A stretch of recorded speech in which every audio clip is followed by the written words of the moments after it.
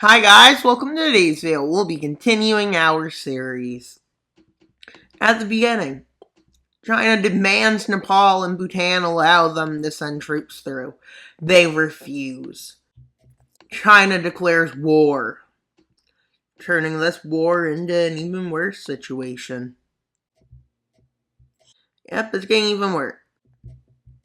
With Bhutan with no military managing to hold China back.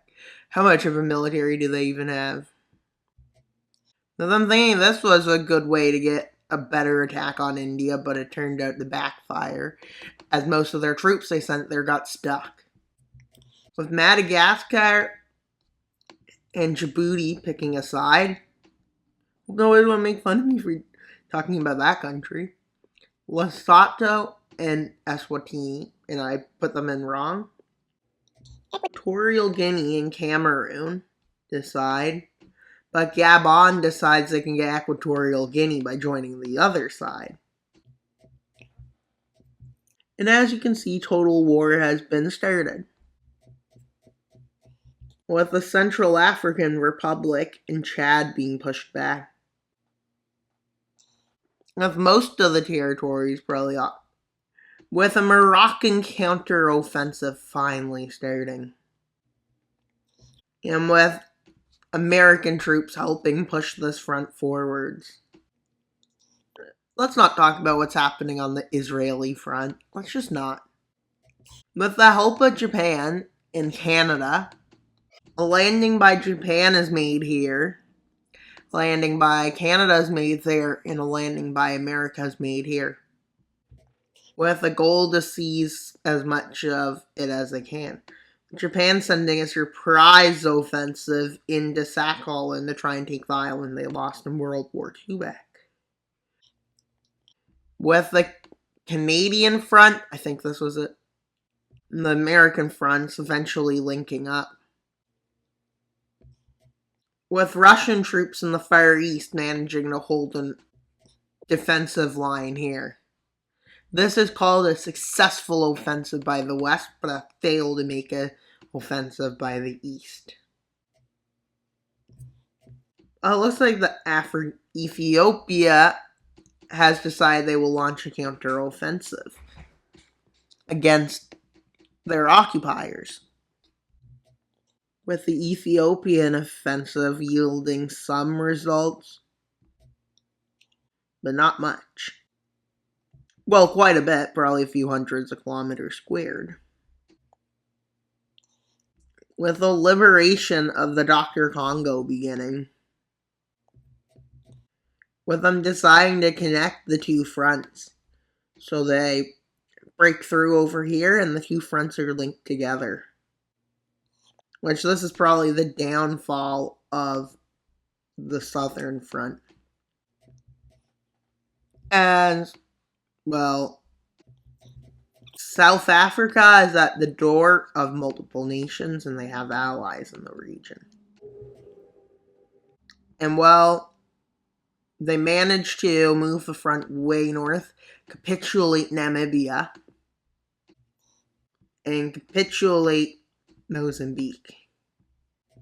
Tanzania manages to free all of its lands that were occupied, meaning that the fall of the southern front is already happening. With Nigerian troops moving over here, excess Nigerian troops, the liberation of the Dr. Congo is all but guaranteed. And Gabon regrets its decision to join the Red Team, thinking it could seize Equatorial Guinea oil. Okay. Sounds like someone else. I guess they didn't anticipate the big negatives to doing a move such as that. With the removal of most of the Angolan and Zambian troops. Eventually they're fully kicked out. And well, the Dr. Congo does this, with her forces fighting together viciously for dominance. The vicious attacks go well. And eventually that front has failed. And with South African troops arriving to the north, defensive lines are dug in. With the stalemate around India, India sent troops somewhere else, allowing these forces to get further into India. Because they managed to get to India, and up here manages to make offensives. Pakistan puppet has capitulated multiple times with more American troops arriving in the Middle East. Does they need to invade Iraq for a fourth time or fifth time? I don't even know. Never kept track. With Saudi managing to hold a defensive in Iraq and Syria. But, Turkey is about to fall. But Greece and Turkey together launch offensives. Greece launches one along the Aegean and into Thrace with some Turkish support. And Turkey makes it further into Anatolia. Seeing the trouble in the southern front at this point, they launch their offensive along the southern areas, seeing how bad of a defensive is set up. And then they manage to hold themselves there, where Iran is last-ditch managing to hold. With Syria collapsing, the blue team is starting to take the initiative. Although one disaster happens in Poland. The fall of Slovakia and basically the fall of Czechia and basically the fall of Eastern Poland. But sometimes offensives are short-lived and sometimes they're long-lived.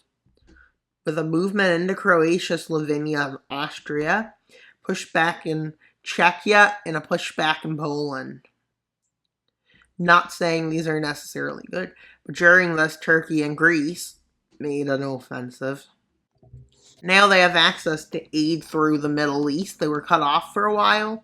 But doing that offensive, they have more aid reaching them. Eventually, after a few months of fighting, which is a big embarrassment for China, they managed to take out Bhutan. And a few more months, and they managed to take out Nepal. With the front soon looking like this. With India launching an offensive into its Bengali province and into Bangladesh. This was an offensive that was a big success. With the full red team realizing a population crisis probably hitting China, which will be one of the worst hit by a population crisis. So, an offensive is made, with America taking back Taiwan. This probably will be short-lived, they believe. And they push back into Japan. Japan has a few liberations. And basically, the war is in total war. And that's all for today's video. Please like, subscribe, and comment while the map are out, but not until you subscribe. And guess what? We're trying to get to 2,800 subscribers by the end of the month, so please subscribe.